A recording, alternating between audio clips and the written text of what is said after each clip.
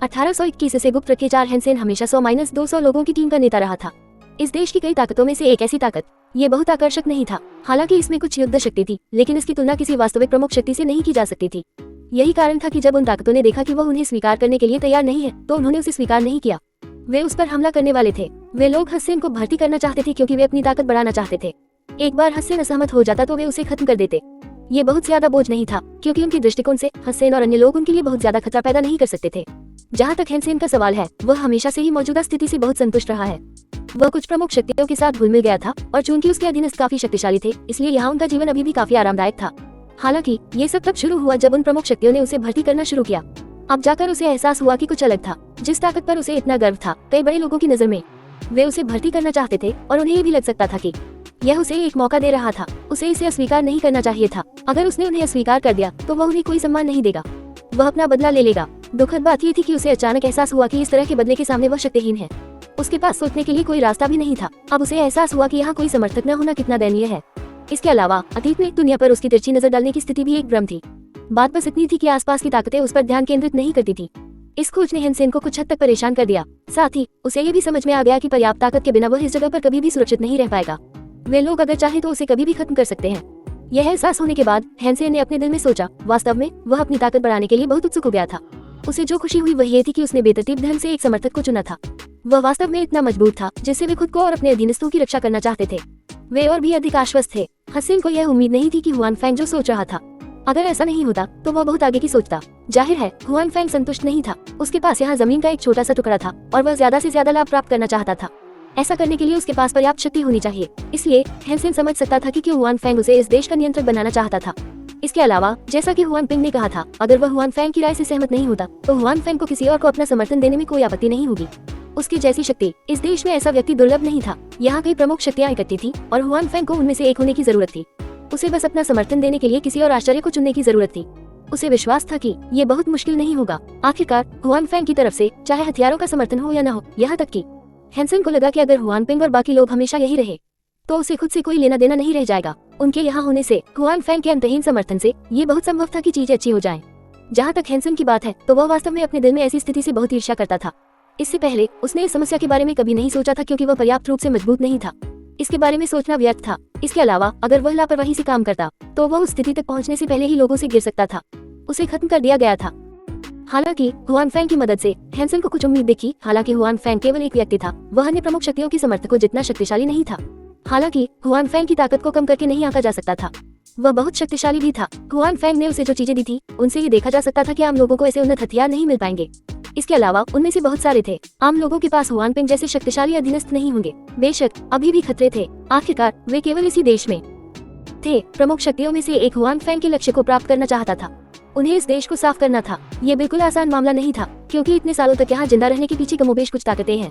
खासतौर पर वो लोग जो आज रात उसे खत्म करने आए थे। उनके पीछे एक देश की छाया थी, और चूंकि उन ताकतों ने यहाँ जनशक्ति और संसाधन लगाए थे, मैं इतनी आसानी से हार नहीं मानूंगा। मैं उन सभी को मारना चाहता हूँ या उन्हें भगा देना चाहता हूँ। ये निश्चित रूप से आसान काम नहीं होगा। ये सोचते हुए हैंसेन ने हुआन पिंग से कहा, आपने यहाँ का जटिल वातावरण देखा है, क्या आपको लगता है कि हम जीत सकते हैं? हालांकि हस्सेन अपने दिल में सोच रहा था। उसके मन में हुआन फैंग की ताकत के लिए एक नए स्तर का सम्मान था। लेकिन अंत में मैं अभी भी थोड़ा घबराया हुआ। आखिरकार यह कोई मजाक नहीं था। अगर वह असफल हो गया तो उसे अपनी जान की कीमत चुकानी पड़ेगी। इसके अलावा वह अकेले नहीं मरेगा, लोगों के एक समूह को उसके साथ मरना होगा। इसलिए हैंसेन इस समय कोई निर्णय नहीं ले सके। मुझे पता है कि यहाँ स्थिति बहुत जटिल है, लेकिन मुझे अपनी अंतिम जीत पर भी पूरा भरोसा है। आपको भी खुद पर भरोसा होना चाहिए। श्री हुआन पर और अधिक भरोसा, हुआन पिंग ने आत्मविश्वास से कहा। श्री हुआन जिन संसाधनों का उपयोग कर सकते हैं वे आपकी कल्पना से बिल्कुल परे हैं। हैंसेन ने हुआन पिंग की ओर देखा। हुआन पिंग ने आगे कहा, मैं जानता हूँ कि यहाँ कई शक्तियों के पीछे कुछ देश है या किसी हथियार डीलर की छाया। हालांकि मिस्टर हुआन सिर्फ एक व्यक्ति हैं। वे आपको मदद दे सकते हैं। यह उन लोगों से कम नहीं होगा, इससे भी ज्यादा। वे चीजें जो वे लोग दे सकते हैं, मिस्टर हुआन ऐसी चीजें दे सकते हैं जो वे लोग नहीं दे सकते। मिस्टर हुआन भी दे सकते हैं। मैं विफलता का कोई कारण नहीं देख सकता। हुआन पिंग वह गुलाम था जिसे हुआन फैंग ने सबसे ज्यादा बदले में खरीदा था। स्वाभाविक रूप से वह हुआन फैंग के बारे में कुछ बातें जानता था, खासकर तब जब वह अभी भी अफ्रीका के मामलों का प्रभारी था। स्वाभाविक रूप से वह और भी बहुत कुछ जानता था। यहाँ दूसरी बड़ी ताकतों के पीछे के लोग इन बड़ी ताकतों के लोगों को मदद दे सकते थे। यह इंसान पैसा और हथियारों से ज्यादा कुछ नहीं था। हुआन फैंग ये सब चीजें मुहैया करा सकता था। हुआन फैंग के पास निश्चित रूप से लोगों की कमी नहीं थी। हालांकि वह अपने घरेलू खाते के कारण हुआक्सिया देश में शायद ही कभी गुलामों के लिए आदान प्रदान करता था, लेकिन अज्ञात पहचान वाले बहुत से लोग आसानी से संदेह पैदा कर सकते थे। हालांकि ऐसे युद्धग्रस्त देश में बहुत से लोग नहीं थे। वे जांच करते थे कि किसको परिवार पंजीकरण की समस्या है। वास्तव में यहाँ आने वाले बहुत से लोग अपनी पहचान छिपाते हैं। वे ऐसा इसलिए करते थे ताकि अगर वे असफल हो गए तो उनके पीछे के लोगों को फंसाने से बचा जा सके। इस वजह से यहाँ बहुत सारे ब्लैक हाउस थे। हुआन फैंग ने कुछ गुलामों के बदले में मदद करने के लिए यहाँ आए। कोई समस्या नहीं थी। जहाँ तक पैसे की बात है, हुआन फैंग के पास इसकी भी कमी नहीं थी। उसके खाते में पहले से ही बहुत सारा पैसा था। इसके अलावा अन्य जगहों से हुआन फैंग को कभी भी और अधिक पैसा कमाने में मदद मिल सकती थी। ये कहा जा सकता है कि हुआन फैंग के पास अब जो पैसा था वह कुछ छोटे देशों के बराबर था। यह जरा भी कम नहीं था। ये सच था कि उसकी दौलत किसी दुश्मन के बराबर थी। जहाँ तक अंतिम हथियार पहलू की बात है, हुआन फैंग अब किसी से नहीं डरता था। स्टोरेज बॉक्स और हुआन फैंग के पैसे से वह किसी भी हथियार के लिए विनिमय कर सकता था। कोई भी उन्नत हथियार दूसरे देशों द्वारा प्रदान किए गए हथियारों से अधिक उन्नत था। उसे पहल को जब्त करना था। इसलिए चाहे कोई इसे किसी भी नजरिए से देखे, हुआन फैंग की ताकत जरा भी कम नहीं थी। हालांकि वह सिर्फ एक व्यक्ति था, लेकिन वह उन शक्तियों और उनके पीछे के समर्थकों के बराबर था। वह बिल्कुल भी कमजोर नहीं था। बेशक ऐसी कई बातें थी जिनके बारे में हुआन पिंग हसन को नहीं बताएगा। हालांकि हसन हुआन फैंग के पक्ष में शामिल हो गया था, इसका मतलब यह नहीं था कि वह वही था जो उनके साथ शामिल हुआ था। वह हुआन फैंग के प्रति 100% वफादार था। जो लोग उसके प्रति 100% वफादार थे, केवल वे गुलाम जिन्हें उसने बदला था। इसलिए हुआन पिंग को केवल हसन को ये बताने की जरूरत थी कि हुआन फैंग पर्याप्त मदद प्रदान कर सकता है। जहाँ तक अंदर के कई रहस्यों की बात है, उसे उन्हें जानने की जरूरत नहीं थी। साथ ही उसे उन्हें जानने का अधिकार भी नहीं था। हसन ने जमीन से नीचे उतारे जा रहे हथियारों को देखा। उसने अपना सिर हिलाया। ये वो चीजें थी जिनकी मदद से हुआन फैंग को उनकी मदद करनी थी। शुरुआत से लेकर आखिर तक उन्हें लैस करना ही काफी था। इसके अलावा इन हथियारों की संख्या उसके लिए कुछ और लोगों को भर्ती करने के लिए काफी थी। ऐसे माहौल में जब तक आपके पास पैसा, भोजन और हथियार हो, कुछ लोगों की भर्ती करना ज्यादा मुश्किल नहीं होगा। वाह, डिब्बा बंद गो मांस। अरे, मैंने 1 महीने से मांस नहीं खाया है। इस बार मैं जितना चाहूँ उतना खा सकता हूँ। दूसरी तरफ किसी ने पहले ही भोजन नीचे रख दिया था। अधिकांश भोजन को ले जाना आसान था और डिब्बाबंद भोजन को स्टोर करना आसान था। आसपास की शक्तियों के अवरोध के कारण हैंसेन के पक्ष में भोजन भी कुछ खतरों का सामना कर रहा था। मांस की तो बात ही छोड़िए, उनके पक्ष में साधारण भोजन भी लगभग समाप्त हो गया था। सौभाग्य से हुआन पिंग और अन्य लोगों की मदद से इस तरह की कठिनाई अब मौजूद नहीं थी। अपने माताहतों को खुशी खुशी डिब्बाबंद खाना खाते देख हैंसेन ने हुआन पिंग को सिर हिलाकर कहा, मैं वैसा ही करूंगा जैसा श्री हुआन ने कहा है। भविष्य में मैं और मेरे लोग हमेशा श्री हुआन के प्रति वफादार रहेंगे। सिर्फ उनके आदेश सुनो। हुआन पिंग ने सिर हिलाया और कहा, बहुत अच्छा। अगर मिस्टर हुआन को तुम्हारा रवैया पता चल जाए तो वे बहुत खुश होंगे। इसके अलावा मिस्टर हुआन का मतलब था कि उनकी पहचान हम बहुत से लोगों को नहीं बता सकते। बस इतना है कि वे मौजूद हैं। वह कोई ऐसा व्यक्ति होना चाहिए जो पूरी तरह से भरोसेमंद हो। वह खुद को उजागर नहीं करना चाहता। सतह पर हुआन फैंग अभी भी एक साधारण व्यवसायी था। वह नहीं चाहता था कि उसकी निजी पहचान उजागर हो। अगर ऐसा होता तो यह निश्चित रूप से उसके जीवन को प्रभावित करता। वह उन प्रभावों को नहीं देखना चाहता था। मैं समझता हूँ, हैंसेन ने सिर हिलाया। वह आसानी से स्थिति को समझ सकता था। क्या आसपास की शक्तियां भी अपने पीछे के लोगों की पहचान नहीं छिपा रही थी? हालांकि उनमें से कुछ के पीछे के लोग बहुत स्पष्ट थे, इसलिए वे जाने जाते थे। 1822 पहल करे 4 हसन को हुआन फैंग की पहचान छिपाने के मामले में कोई आपत्ति नहीं थी। ये समझ में आने वाली बात थी। इसके अलावा जो लोग हुआन फैंग के अस्तित्व के बारे में जानते थे, वे उसके समूह के कुछ मुख्य सदस्य थे। ये लोग वे सभी लोग थे जो कुछ सालों तक उसके साथ जीवन और मृत्यु से गुजरे थे। वे सभी भरोसेमंद लोग थे। बाकी लोगों के लिए हैंसेन अब उन्हें हुआन फैंग की पहचान के बारे में नहीं बताएगा। वास्तव में वह भविष्य में उन्हें हुआन फैंग के बारे में न बताने की पूरी कोशिश करेगा। उसके बाद पूरा शिविर और भी अधिक जीवंत हो गया। निराशा और हताशा भरा माहौल आखिरकार खत्म हो गया। इससे पहले हैंसेन और अन्य लोगों को आसपास की शक्तियों द्वारा घेर लिया जाने वाला था। शिविर में मौजूद हर कोई इस बारे में जानता था। उन्हें ये भी पता था कि वे अभी बहुत बुरी स्थिति में हैं। आपूर्ति लाइन अवरुद्ध थी और हथियार, गोला बारूद और यहाँ तक कि भोजन भी खत्म हो रहा था। आसपास की ताकतों ने भी उन पर एक साथ हमला किया। ऐसी स्थिति ने लोगों को निराशा में डाल दिया। हालांकि किसी ने भी आत्मसमर्पण करने के बारे में नहीं सोचा था, लेकिन उन्हें नहीं लगा कि वे फिर भी जीत सकते हैं। अंतिम परिणाम ये हो सकता है कि उनके पक्ष को भारी नुकसान उठाना पड़े। बचे हुए लोगों को ये जगह छोड़ने के लिए मजबूर होना पड़ेगा और उनकी सेना का अस्तित्व समाप्त हो जाएगा। लेकिन ये सब हुआन पिंग और उसके आदमियों के आने के साथ हुआ। एक बदलाव हुआ था। हुआन पिंग के आदमियों ने सबसे पहले उन लोगों को खदेड़ दिया जिन्होंने उन पर हमला किया था। उसके बाद वे उनके लिए बहुत सारी रसद लेकर आए। जिस स्थिति ने उन्हें मुश्किल में डाल दिया था वह एक पल में हल हो गई थी। वो के हथियारों की आपूर्ति और कर्मियों के समर्थन के साथ हसन के लोगों ने धीरे धीरे इस समय अपना आत्मविश्वास वापस पा लिया। यहाँ तक कि वे आसपास की सभी शक्तियों के खिलाफ नहीं लड़ सकते थे। हालांकि अंतिम परिणाम पहले से बहुत बेहतर था। इसके कारण शिविर में माहौल और भी बेहतर होता गया। क्या आपके आदमी थक गए हैं? हैंसेन ने अचानक हुआन पिंग से पूछा। ये कुछ भी नहीं है, हुआन पिंग ने कहा। ठीक है, चलो तैयार हो जाओ और बाद में उन्हें सरप्राइज दोगे। हसन की आंखें चमक उठी जब उसने कहा, तुम्हारा मतलब है? हुआन फैंग को कुछ समझ में आ गया। ठीक है, मैं अभी जाकर उन्हें तैयार करवाता हूँ। हुआन पिंग इस बार मुख्य रूप से हैंसेन की मदद करने के लिए आया था। हुआन फैंग भी चाहता था कि वह हैंसेन की मदद करे और यहाँ हैंसेन की राय सुने। इसके अलावा हुआन पिंग को भी लगा कि हैंसेन का विचार बुरा नहीं था। पिछली लड़ाई में उन्हें अपने दिल की इच्छा के अनुसार लड़ने का मौका भी नहीं मिला था। इसके अलावा आसपास की प्रमुख शक्तियों के लोगों के अपने बेस कैंप में लौटने के बाद उन्होंने कभी नहीं सोचा होगा कि उनके पक्ष के लोग आखिरकार उन लोगों की नजर में उनके पास अभी भी पूर्ण लाभ था। पहले वे केवल इसलिए पीछे हट गए थे क्योंकि उन्हें एक स्थायी झटका लगा था। अंतिम परिणाम नहीं बदलेगा। उनकी राय में उनके पक्ष के लोग इस समय वे रक्षा की रेखा को मजबूत कर रहे होंगे। वह भी सोच रहा होगा कि बचाव कैसे किया जाए। जहाँ तक हमला करने की पहल करने की बात है, वह असंभव था। ये पहले से ही काफी अच्छा था कि वह बचाव कर सकता था। उसके पास हमला करने की पहल करने के लिए कोई अतिरिक्त ताकत नहीं थी। इसलिए इस समय यदि वे हमला करने की पहल करना चुनते हैं तो वे निश्चित रूप से उन्हें अचंभित कर देंगे। हुआन पिंग ने हसन की इस साहसिक निर्णय के लिए प्रशंसा की। ऐसा लग रहा था कि हुआन फेंग ने इस बार गलत व्यक्ति को नहीं चुना था। बॉस, ये सब बढ़िया सामान है। ये बंदूकें हमारी बंदूकों से कहीं बेहतर हैं और ये खाना वाकई बहुत बढ़िया है।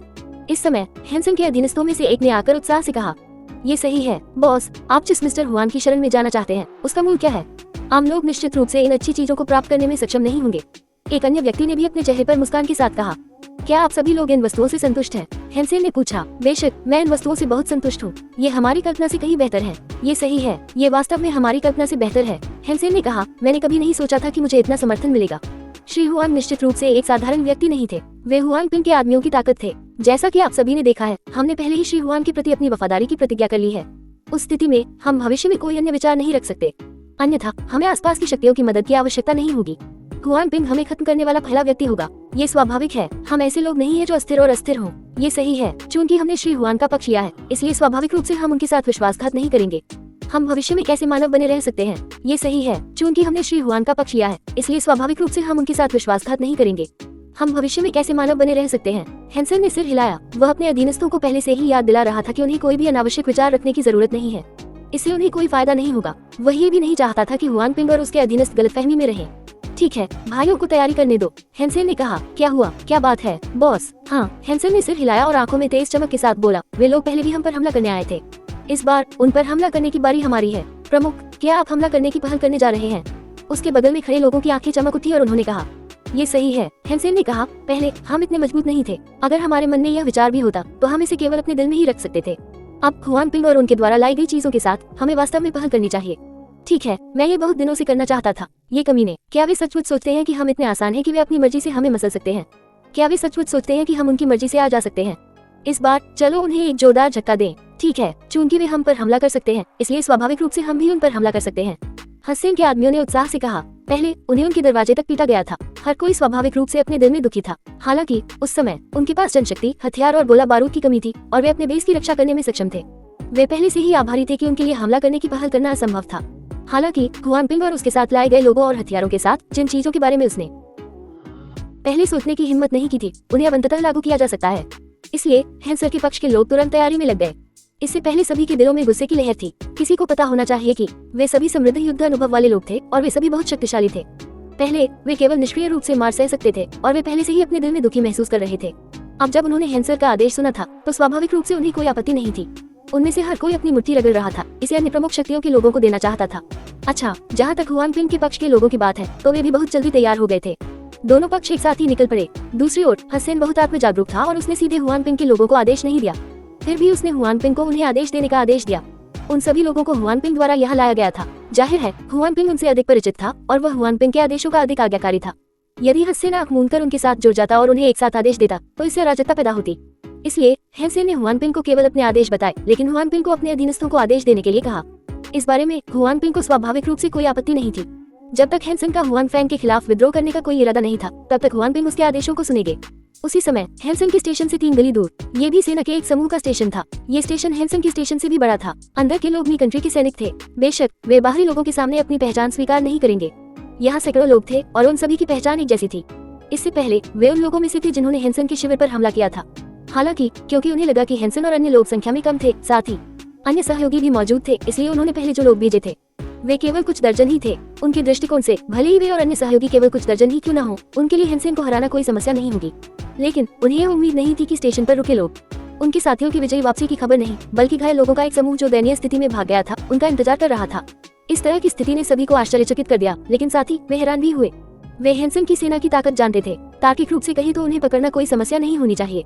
अब ऐसी स्थिति कैसे हो सकती है? पूछने पर उन्हें पता चला कि यह वास्तव में हैंसन की सेना थी। इसके अलावा सुदृढ़ीकरण बिल्कुल भी कमजोर नहीं था। मौसम के कारण उन्हें हैंसन की सुदृढ़ीकरण के बारे में पता नहीं था। उस समय उन पर घात लगाकर हमला किया गया था। उसके बाद उन पर आगे और पीछे दोनों तरफ से हमला किया गया, तो एक पल के लिए उन्हें भारी नुकसान उठाना पड़ा। अंत में वह केवल हार में पीछे हट सकता था। जब कमांडर ने नीचे के लोगों की प्रतिक्रिया सुनी तो इस बारे में ध्यान से सोचने के बाद उसने इस पर ज्यादा ध्यान नहीं दिया। उनके दृष्टिकोण से हैंसन से बहुत ज्यादा सुदृढ़ीकरण नहीं होगा। आखिरकार यहाँ की स्थिति अराजक थी। अगर बड़ी संख्या में लोग इस जगह में प्रवेश करते हैं तो उनके लिए खबर न सुनना असंभव था, जब तक कि दुश्मन बहुत ज्यादा ताकत न छिपा रहा हो। हालांकि ये स्पष्ट रूप से असंभव था और उनकी सहयोगी सेना की हार का कारण ये था कि उन्होंने कभी नहीं सोचा था कि इस समय हैंसन की सेना को सुदृढ़ीकरण मिलेगा। उन पर पीछे से घात लगाकर हमला किया गया, उसके बाद उन पर दोनों तरफ से हमला किया गया और यही कारण था कि वे हार गए। अगर वे इसके लिए तैयार होते तो वे निश्चित रूप से अपने प्रतिद्वंद्वी को हराने में असमर्थ नहीं होते। ये समझने के बाद कमांडर ने अपने घायल अधीनस्थों को अच्छी तरह आराम करने का आदेश दिया। भले ही हैंसन और अन्य लोग लड़ाई जीत गए हों, लेकिन इससे उनके अंतिम परिणाम में कोई बदलाव नहीं आएगा। उन्हें 2 दिन और जीने दो। जब समय आएगा हम एक बार फिर अपनी सेना भेजेंगे और उन्हें तथा उनके सहायक सैनिकों को एक ही झटके में नष्ट कर देंगे, कमांडर ने विश्वासपूर्वक कहा। उसके बाद कमांडर ने अन्य प्रमुख शक्तियों के प्रभारी व्यक्ति से संपर्क किया और उन्हें स्थिति की सूचना दी। उसके बाद वह 2 दिनों में फिर से अपने सैनिकों को भेजेगा। इस बार उसे हैंसन के आदमियों का पूरी तरह से सफाया करना था। 18,234। मैंने कभी नहीं सोचा था कि उनके पास वाकई अतिरिक्त सैनिक होंगे। तो फिर उन्हें 2 दिन और जीने दो। फोन रखने के बाद कमांडर ने खुद से कहा, भले ही अब उनके पास अतिरिक्त सैनिक हों, फिर भी वे युद्ध के परिणाम को बदल नहीं सकते। ये कहना होगा कि इस बार हैंसन की सेना पर हमला करने वालों में सिर्फ 1 या 2 नहीं बल्कि कई परिवार शामिल थे। अगर सभी सेनाओं को एक साथ जोड़ दिया जाए तो ये बेहद भयानक होगा। और अब ये जानते हुए कि हैंसन की शक्ति मजबूत हो गई है, वे स्वाभाविक रूप से उस पर भी अधिक ध्यान देंगे। जब वे अगली बार उन्हें घेरने और नष्ट करने जाएंगे तो वे स्वाभाविक रूप से और भी अधिक सेना भेजेंगे। हालांकि जब कमांडर यह सोच रहा था कि वह फिर से हैंसन की सेना पर कब हमला करेगा तो उसने अचानक गोली चलने की आवाज सुनी। एक तोप के गोले के फटने की आवाज वास्तव में उससे बहुत दूर नहीं थी और उसने पूरे रहने वाले क्वार्टर को हिलते हुए भी महसूस किया। क्या हो रहा है? गोली कहाँ से आ रही है? उस कमांडर ने जल्दी से पूछा। इतनी नजदीकी आवाज का मतलब था कि तोप का गोला पास ही था और यह जगह उनका कैंप था। इस प्रकार उनके कैंप से आने वाली आवाज स्पष्ट रूप से थोड़ी असामान्य थी। इस गोली के बाद और भी गोलियां चलने लगी। कमांडर को और भी यकीन हो गया कि कुछ हुआ है। इसी समय एक सैनिक लड़खड़ाता हुआ आया। उसका हेलमेट टेढ़ा था और चेहरा घबराया हुआ था। ग्रेटर दैन, क्या हो रहा है? बाहर क्या हो रहा है? कमांडर ने पूछा। सैनिक ने जवाब दिया, कोई हमारे शिविर पर घात लगा रहा है। कौन? किसकी हिम्मत है? कमांडर कुछ गुस्से में था और साथ ही उसने असमंजस में पूछा। इसके अलावा उनकी मूल ताकत कमजोर नहीं थी, इसलिए आसपास के गुटों ने उन पर हमला करने की हिम्मत नहीं की। यहाँ तक कि वे विद्रोही गुट भी उनसे बचने की पूरी कोशिश करेंगे। आखिरकार सभी जानते थे कि एक बार उन्हें उकसाया गया तो परिणाम निश्चित रूप से बेहद गंभीर होंगे। लगता है कि यह हसकी गुट का कोई व्यक्ति है, सैनिक ने कहा, लेकिन उसका स्वर अनिश्चित था क्योंकि वह जानता था कि हसकी सेनाएं जिन पर वे पिछली रात हमला कर रहे थे, हालांकि वे अंत में हार गए थे, फिर भी उन्हें नुकसान उठाना पड़ा होगा। उन्होंने ये भी कहा कि उनके पास केवल इतनी ही ताकत थी। इस समय उन्हें ये सोचना चाहिए कि कैसे बचाव करना है, अपने बचाव को मजबूत करना है और सहयोगी बलों के अगले हमले की तैयारी करनी है। इसलिए उनके पास निश्चित रूप से जवाबी कार्रवाई करने के लिए कोई अतिरिक्त ताकत नहीं होगी। हालांकि यद्यपि वह अपने दिल में अनिश्चित था, फिर भी उसने हैंसन की सेना के कुछ मुख्य सदस्यों के आंकड़े देखे। हैंसन के लोग। कमांडर भी चौंक गया। उसने कभी नहीं सोचा था कि हैंसन के लोग ही उन पर हमला करेंगे। उसके विचार एक सैनिक के समान थे। हैंसन की शक्ति के लिए सुदृढ़ीकरण की मदद के बावजूद उनके और आसपास की सेनाओं के बीच अभी भी एक बड़ा अंतर था। इस प्रकार उसकी सामान्य प्रतिक्रिया अपने बचाव को मजबूत करना होनी चाहिए थी। उसके पास जवाबी कार्रवाई करने के लिए कोई अतिरिक्त ताकत नहीं थी। क्या तुमने गलत देखा है? कमांडर ने अनिश्चितता से पूछा। ऐसा लगता है कि वे ही हैं, सैनिक ने कहा। बूम बूम बूम, विस्फोटों की एक और श्रृंखला शुरू हुई। शिविर में अलार्म सायरन पहले ही बज चुके थे। साथ ही युद्ध की तैयारी कर रहे सैनिकों की अराजक युद्ध ध्वनियां भी सुनाई दे रही थी। चलो जाकर देखते हैं। चाहे कोई भी उनके शिविर पर हमला करे, वे निश्चित रूप से दूसरे दल को वापस भेज देंगे। दूसरी ओर उस कमांडर को विश्वास नहीं हुआ कि यह वास्तव में हैंसन के लोगों ने ही उन पर हमला किया था। जब वे दोनों रहने के कमरे से बाहर निकले तो उन्होंने देखा कि कैंपसाइट में आग लगी हुई थी। हालांकि रात बहुत हो चुकी थी, लेकिन कैंपसाइट में अभी भी रोशनी थी। गोलियों की आवाजें लगातार गूंज रही थी। आखिरकार शिविर में मौजूद सैनिक कोई साधारण सेना नहीं थे। शुरुआती घबराहट के बाद अब वे अपने वरिष्ठों के नेतृत्व में संगठित तरीके से लड़ रहे थे। टकराना। कमांडर के सामने ही एक सैनिक उस पर गोली चलाने में व्यस्त था। तभी अचानक उसके सिर में खून से लथपथ एक छेद हो गया। वह गोली लगने से पीछे की ओर गिर पड़ा और कमांडर के सामने ही उसकी मौत हो गई। कमांडर ने भौहें सिकोड़ी और कुछ कहने ही वाला था कि उसने एक और सैनिक को मरते देखा। उसकी मौत भी काफी दुखद थी। वे इस देश में लंबे समय से रह रहे थे, शायद 2 साल। इन 2 सालों में अपने युद्ध कौशल और पृष्ठभूमि के कारण उनकी मृत्यु दर कभी बहुत अधिक नहीं रही। इन 2 सालों में उन्होंने केवल 10 से कम लोगों को खोया। भले ही आज रात ही क्यों न हो, हसैन की सेना को घेरने वाले सैनिकों को केवल 3 मौतें झेलनी पड़ी, जबकि बाकी केवल घायल हुए। आखिरकार उनकी लड़ने की क्षमता उच्च थी और उनके उपकरण भी खराब नहीं थे, जो उन्हें बहुत सारी चोटों से बचाने में मदद कर सकते थे। हालांकि कमांडर ने जो देखा था उसके अनुसार उसके सामने 5 लोग मर चुके थे। अगर उसने कुछ और नहीं देखा होता तो शायद कोई और मर जाता। इससे वह बहुत भयभीत हो गया। वह कौन सी शक्ति थी जो वास्तव में इतनी शक्तिशाली थी? नेता, हम अब रक्षा की पहली पंक्ति पर टिके नहीं रह सकते। बाहर के दुश्मन बहुत खूंखार हैं। वे हमारी रक्षा पंक्ति को तोड़ने वाले हैं। इस समय खून से लथपथ चेहरे वाला एक सैनिक उनकी ओर दौड़ता हुआ आया। इतनी जल्दी? चुपके से हमला शुरू होने से लेकर अब तक बस कुछ ही मिनट हुए थे। भले ही वे शुरू में चौंक गए हों, उन्हें बचाव के लिए शिविर के बाहरी इलाके के कवर पर निर्भर रहना होगा। लड़ाई गतिरोध चरण में प्रवेश कर जानी चाहिए थी और यहाँ तक कि दुश्मनों को भी पीछे हटाया जा सकता था। लेकिन ये स्पष्ट रूप से मामला नहीं था। न केवल वे दुश्मन को हराने में सक्षम नहीं थे, बल्कि उनकी रक्षा की पहली पंक्ति लगभग टूट चुकी थी। ये कुछ ऐसा था जिसकी उसने कभी उम्मीद नहीं की थी। 3 वे ताकतें कौन थी जो आई थी? ये प्रश्न एक बार फिर कमांडर के मन में आया। सैनिक ने कहा, दुश्मन की मारक क्षमता बहुत भयंकर है, हमारी तुलना में जरा भी कम नहीं। इसके अलावा उनकी व्यक्तिगत ताकत भी बहुत मजबूत है। क्या वास्तव में हमारी मारक क्षमता हमसे ज्यादा है? ये जान लेना चाहिए कि इस देश की सभी सेनाओं में से उनके हथियार और उपकरण सबसे अच्छे थे। अतीत में जब वे लड़ते थे तो वे अक्सर दुश्मन को दबाने के लिए अपनी शक्तिशाली मारक क्षमता पर निर्भर रहते थे, लेकिन उन्होंने कभी ऐसा कोई पक्ष नहीं देखा था जिसकी मारक क्षमता उनसे ज्यादा मजबूत हो। हालांकि उनकी आंखों के सामने जो कुछ हुआ उससे कमांडर को यकीन हो गया कि गोलाबारी की प्रतिस्पर्धा में वे ही नुकसान में हैं। दूसरे पक्ष की मारक क्षमता बेहद मजबूत थी, इस हद तक कि यह अविश्वसनीय थी। हालांकि कमांडर को पता था कि अब अचंभित होने का समय नहीं था, इसलिए उसने जल्दी से कहा, जल्दी करो, रक्षा की पहली पंक्ति के लोगों को पीछे हटने के लिए कहो, रक्षा की दूसरी पंक्ति पर कब्जा करो, स्नाइपर्स को ऊंची जमीन पर कब्जा करने दो और गोलाबारी से उन्हें दबा दो। इसके अलावा बमवर्षक सहायता के लिए बुलाओ, दुश्मन की गोलाबारी बहुत मजबूत है। जी सर, सिपाही ने आज्ञा मानी और चला गया। उनकी सेनाओं का समर्थन करने वाला देश एमआई था, जो विमानवाहक पोत, साथ ही लड़ाकू विमानों और बमवर्षकों की मौजूदगी के कारण इस देश के बाहर समुद्र में था। अतीत में जब उन्हें कुछ कठिन लड़ाइयों का सामना करना पड़ा तो उन्होंने बमबारी करने का अनुरोध किया। हालांकि आज का समय पहले से बिल्कुल अलग है। पहले ऐसा सिर्फ इसलिए होता था क्योंकि वे हमला करते थे और दुश्मन से उन्हें कड़ा प्रतिरोध मिलता था। ज्यादा नुकसान से बचने के लिए उन्हें लड़ाकू विमानों की मदद लेनी पड़ती थी। आज उन्हें वास्तव में दूसरे पक्ष द्वारा दरवाजे तक पीटा गया था और उन्हें दूसरे पक्ष द्वारा दबा भी दिया गया था। जिस दुविधा में वे थे उसे हल करने के लिए उन्होंने बमवर्षक स्क्वाड्रन से मदद लेने का विकल्प चुना था। इस समय इस कमांडर को अब चेहरे के मुद्दे के बारे में नहीं सोचना था। दुश्मन की मारक क्षमता अप्रत्याशित रूप से मजबूत थी और उनकी रक्षा पंक्ति पहले ही टूट चुकी थी। अगर वे अब मदद नहीं मानते तो वे हार भी सकते थे। ये तो पता ही था कि जब से वे इस देश में आए हैं तब से उनके लिए सब कुछ सहज रहा है। यह उनकी ताकतवर पृष्ठभूमि की वजह से था। ये पहली बार था जब वे गतिरोध या किसी प्रतिकूल स्थिति में फंस गए थे। तुम कौन हो? कमांडर ने खुद से पूछा जब उसने बाहर उस जगह को देखा जहां आग लगी हुई थी। जब उन्होंने पलटवार करने का फैसला किया तो उन्होंने इस तरह का लक्ष्य चुना था। ये शक्ति सभी ताकतों में सबसे मजबूत कही जा सकती है। अपार शक्ति के साथ अगर ये पहले होती तो हसन निश्चित रूप से इस शक्ति के बारे में कोई विचार करने की हिम्मत नहीं करता। आमतौर पर जब वे एक दूसरे से मिलते थे तो वे एक चक्कर भी लगाते थे क्योंकि दोनों पक्षों के बीच ताकत का अंतर बहुत स्पष्ट था। लेकिन आज मामला अलग था। हुआन पिंग के आदमियों और उसके साथ आए हथियारों और उपकरणों के साथ हैंसेन थोड़ा ज्यादा आश्वस्त हो गया था, और यह वास्तव में इसलिए था क्योंकि यह बल इतना शक्तिशाली था कि उन्होंने कभी नहीं सोचा होगा कि जब वे फिर से घात लगाने आएंगे तो उनकी सफलता की संभावना अधिक होगी। जब वे अफ्रीका में थे तो उन्होंने पहले भी कई अन्य ताकतों के साथ युद्ध किया था। चाहे दूसरी पार्टी कितनी भी शक्तिशाली क्यों न हो, वे कभी उनसे नहीं डरते थे, इसलिए उनके लिए किसी दूसरी जगह रहना असंभव था और वे लड़ने की हिम्मत भी नहीं कर सकते थे। इसलिए हैंसन और हुआन पिंग ने अपने अधीनस्थों को यहाँ हमला करने के लिए लाया और परिणाम खराब नहीं थे। यहाँ के लोगों को उम्मीद नहीं थी कि वे चुपके से हमला करेंगे। इसके अलावा उनके हथियार और भी नए और अधिक शक्तिशाली थे, इसलिए उन्होंने दुश्मन की रक्षा की पहली पंक्ति को जल्दी से तोड़ दिया। हालांकि हैंसन और हुआन पिंग दोनों जानते थे कि वे जितना आगे बढ़ेंगे यह उतना ही मुश्किल होगा। प्रतिद्वंद्वी कोई यादृच्छिक सेना नहीं थी और एक बार जब वे वास्तव में प्रतिरोध का गठन कर लेते हैं तो यह उनके लिए एक गंभीर चुनौती बन जाएगी। 1824 रहस्यमय हथियार। बहुत बढ़िया, ये बहुत बढ़िया है, हैंसेन ने हंसते हुए कहा। हम हमेशा से उनके द्वारा दबाए गए हैं, अब उन्हें दबाने की बारी हमारी है। ये सही है, ये लोग दूसरों को दबाने के लिए अपनी ताकत का इस्तेमाल करते रहे हैं, अब उन्हें दबाने की बारी हमारी है। हैंसेन के बगल में बैठे एक मुख्य सदस्य ने भी हंसते हुए कहा।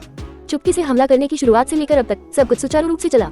वे तैयार होकर आए थे और उनके हथियार और उपकरण पहले की तुलना में बिल्कुल नए स्तर पर थे। इसके अलावा वे युद्ध में कमजोर नहीं थे, इसलिए ये कल्पना की जा सकती थी कि प्रक्रिया कितनी सुचारू होगी।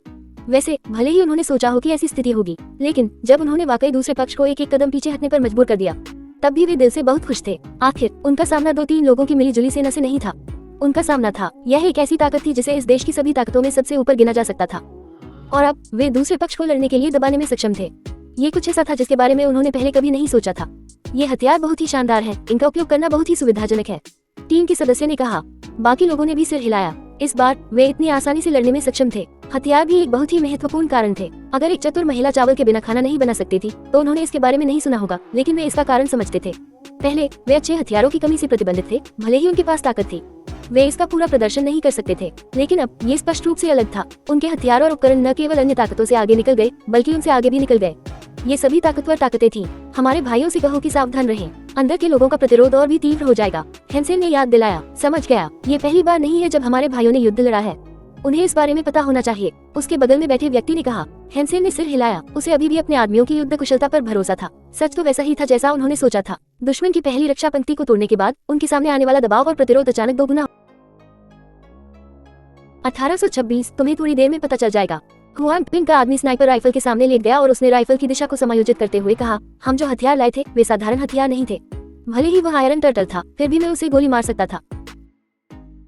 ये कहने के बाद उसने निर्णायक रूप से ट्रिगर खींच दिया और हैंसन के आदमियों ने तुरंत अपनी दूरबीनें फिर से उठाई और सामने चल रहे छोटे काफिले की ओर देखने लगे। तभी उन्होंने देखा कि दूसरी कार पहले ही रुक चुकी थी। ड्राइवर उत्सुकता से कार से बाहर निकला और दरवाजा खोलने के लिए आगे बढ़ा, मानो वह देखना चाहता था कि उसके पीछे चल रहे लोग कैसे हैं। ये हेतु हुआ। दूरी के कारण हैंसन का समूह अभी अभी हुए भाले के वार का परिणाम स्पष्ट रूप से नहीं देख पाया। हालांकि दूसरे पक्ष के घबराए हुए चेहरे को देखकर यह स्पष्ट था कि अभी अभी हुए भाले के वार ने अपने लक्ष्य को भेद दिया था। जल्द ही बाकी 2 गाड़ियां भी रुक गईं। गाड़ियों से 1 दर्जन सैनिक उतरे और दूसरी गाड़ी को बंदूकों से घेर लिया। उन्होंने पूरी गाड़ी को घेर लिया और अपने लक्ष्य की तलाश में सतर्कता से इधर उधर देखने लगे। हो गया, हुआन पिंग के आदमी ने सीटी बजाई और शांत भाव से कहा। क्या वाकई ऐसा हुआ? हैंसन के आदमियों को अभी उस पर यकीन नहीं हुआ। ये तो पता ही होगा कि उनके जैसे लोग जो अपने विरोधियों पर घात लगाना चाहते थे कम नहीं थे, और वास्तव में इस अराजक देश में इस तरह की स्थिति असामान्य नहीं थी। हालांकि दूसरे पक्ष के रक्षात्मक उपाय हमेशा बहुत अच्छे रहे थे। वह बुलेट प्रूफ वाहन भी एक ईर्ष्यापूर्ण अस्तित्व था। आमतौर पर अन्य लोग केवल खाली हाथ लौट सकते थे। क्या ये 2 लोग एक पल में सफल हो गए? इसके अलावा उसने केवल 1 गोली चलाई थी। बेशक हुआन पिंग के आदमी उनकी शूटिंग तकनीक पर उसके संदेह से स्पष्ट रूप से असंतुष्ट थे और बोले, हेडबर्स्ट, ऐसा लगता है जैसे आकाश सम्राट भी उसे बचाने में समर्थ था। हैंसन के लोगों ने एक बार फिर दूरबीन उठाए और कार को देखा। भीड़ की दरारों से उसने देखा कि कार के अंदर बैठा व्यक्ति बेसुध पड़ा था और उसके बगल में बैठा व्यक्ति घबराया हुआ और बेचैन भाव से वॉकी टॉकी से लगातार बात कर रहा था। मिशन पूरा हुआ, चलो चलें। इस समय हुआन पिंग के लोगों ने पहले ही अपनी स्नाइपर राइफलें रख दी थी और उन्हें अपनी पीठ पर उठा लिया था। जहाँ तक नीचे के सैनिकों की बात है तो उसका गोली चलाने का कोई इरादा नहीं था। अगर वह 1 गोली चलाता तो 1-2 को मार सकता था, लेकिन उसकी स्थिति भी उजागर हो जाती। जाहिर है ये सैनिक उसे खतरे में डालने के लिए पर्याप्त नहीं थे। ठीक है, हसीन के लोगों को स्वाभाविक रूप से कोई आपत्ति नहीं थी। इस बार मिशन के प्रभारी मुख्य पात्र हुआन पिंग के आदमी थे। एकमात्र कारण जिसके लिए वह रहना चाहता था वह दूसरे पक्ष को लोगों को इंगित करने में मदद करना था, और अब जब दूसरा पक्ष पीछे हट गया था तो स्वाभाविक रूप से उसे कोई आपत्ति नहीं थी। यदि नहीं तो नीचे के लोगों में से उन्हें खोज लिया था। उनमें से केवल 2 थे। अगर वे सफलतापूर्वक छोड़ना चाहते थे तो यह आसान नहीं होगा। चूंकि उन्होंने केवल 1 ही गोली चलाई थी और उनके आसपास का वातावरण भी जटिल था, इसलिए नीचे के सैनिकों को कुछ देर तक तलाश करने के बाद कोई संदिग्ध व्यक्ति नहीं मिला। वे दोनों भी आसानी से शहर लौट आए। जब वे दोनों बेस पर वापस लौटे तो हैंसन के आदमी हुआन पिंग के आदमियों को घेर रहे थे और उनसे और अधिक गुप्त हथियार की मांग कर रहे थे। कैप्टन हुआन, हमें कल रात तक कुछ और हथियार दे दीजिए तथा कुछ 100 राउंड तोप की गोली भी दे दीजिए। हैंसन ने कहा, ये सही है, ये चीज इस्तेमाल करने में बहुत सुविधाजनक है। इस तरह के और अधिक तोपखाना गोले के साथ भविष्य में अन्य शक्तियों से लड़ना हमारे लिए बहुत अधिक सुविधाजनक होगा। उसके बगल में बैठे व्यक्ति ने कहा। ये सुनकर हुआन पिंग जोर से हंसा। कुछ 100? क्या तुम्हें लगता है कि यह सामान्य गोली है? प्रत्येक गोली की कीमत एक सुपर टैंक बनाने के लिए पर्याप्त है। मैं खुद और गोले मांगना चाहता हूँ, लेकिन मेरे पास कहीं और जाने के लिए जगह नहीं है। बहुत महंगा है, हैंसन ने जीभ चिटकाते हुए कहा। हुआन पिंग ने कहा, बेशक ये महंगा है, इतनी शक्तिशाली चीज सस्ती कैसे हो सकती है? ये सच है। हैंसन और उनके कुछ मुख्य सदस्यों ने सिर हिलाया। 48। पिछली रात उन्होंने व्यक्तिगत रूप से गुप्त हथियार की ताकत देखी थी। एक ही गोला एक विमान को नष्ट करने के लिए पर्याप्त था और इसकी हिट दर भी बहुत अधिक थी। ये समझ में आता है कि इस तरह के सुपर हथियार की इतनी कीमत क्यों होगी। मूल रूप से उन्होंने इस हथियार की शक्ति भी देखी थी। यही वजह थी कि वे और अधिक तोप की गोली प्राप्त करना चाहते थे।